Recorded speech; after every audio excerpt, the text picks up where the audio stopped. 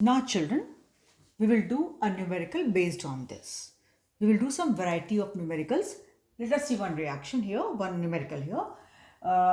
You are given one equation H2 plus I2 gives you 2HI, correct?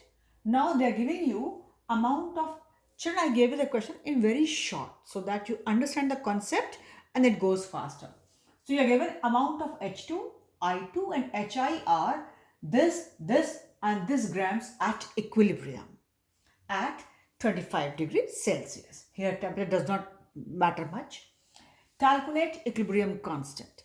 So it is needless to say that it is at the same temperature. There's no specific change. They are not mentioning that you calculate at this T or so. So it is understood they are calculating, they are asking you to calculate at the same temperature. Now, so there's no problem with the temperature. It is given or not. They are not changing any temperature. So it is there. If it was given, perfectly all right. If it was not given, suppose I could have said the amount of H2, I2 and HI are so and so at a given temperature. Fine. Calculate equilibrium constant means K or Kc. So, children, you know very well for K or Kc, we always need active masses at equilibrium. Yes? That is number of moles per liter at equilibrium. They are giving us grams, if you notice, this gram and this gram. So can we use these values as active masses? No, it cannot be taken because this is the mass in grams and we want number of moles. So firstly, we had to calculate their number of moles, which was very much required. So we need to know on our own molecular masses.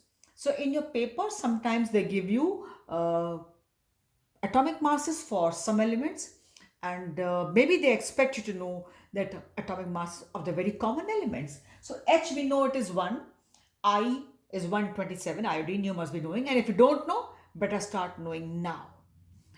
A paper, they might give you 90% this value, but 10% I cannot say because this is chlorine, bromine, iodine. They're very simple, normal elements where you need to know atomic masses, common ones. I'm not saying all, but like sodium, potassium, uh, calcium, magnesium, and then in your non-metals, H, oxygen, sulfur, carbon, nitrogen, and then chlorine, bromine, iodine. At least these many, as well as fluorine if possible. Likewise. So here it is there. So H will be H2, 2. I2 is 127 into 2 because iodine, its atomic mass is 127. And HI will be 1 plus 127, 128. So first I need to calculate their molecular masses because my aim is to first calculate number of moles. And number of moles I can only get when I divide these masses by their molecular masses. So H2, now we'll calculate number of moles at equilibrium. Why? Because these masses are given at equilibrium.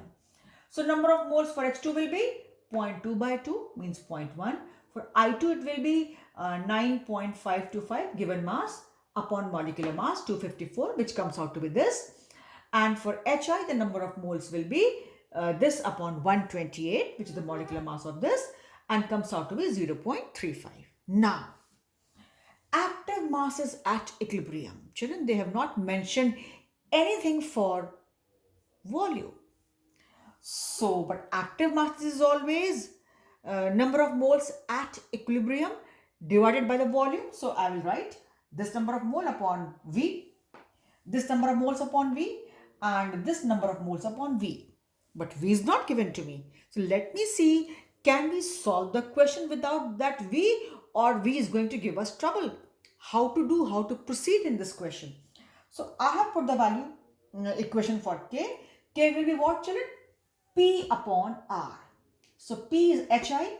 HI, its active mass, will be power 2. You know very well, children. It is by stoichiometric coefficient upon H2 and I2. Their active masses will be in the denominator. So now you have active mass H2 this, I2 this, HI this. So you see HI, I have taken this and it will be its whole square because stoichiometric coefficient is 2.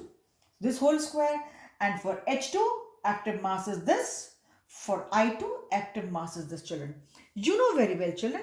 Here V square and here V and V. It will all get cancelled. Means if in the question V was not given to us, even then the question was complete. Had it been this way, like number of moles were not same on both the sides, children, then without V, we would have not been able to calculate K. Here there was no mention of V. So first for a minute you will think that how will I get number of moles per liter? Is there a mass given? And what is the volume? I don't know, because ultimately I want active mass at equilibrium. Active mass means number of moles per liter, but V is not mentioned. And previously you were saying that you will say we will divide that by V, but there's no mention of V. So apparently you might have got a thought for a minute that, oh, V is not there. But finally you see how V got cancelled. V was not a hurdle in our calculation. All V got cancelled means our question remained complete without V, and we could solve. All V got cancelled. So when you solve it, children, it came out to be 32.67, and that is the answer. Right? I did not write any unit here, children. Why? Because number of moles are same on both the sides. So it will be moles per liter.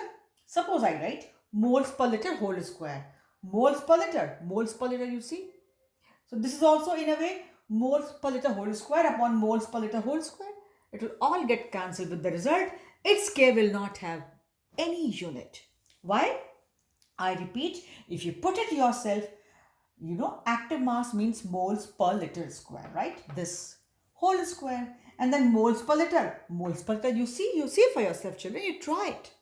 All will get cancelled.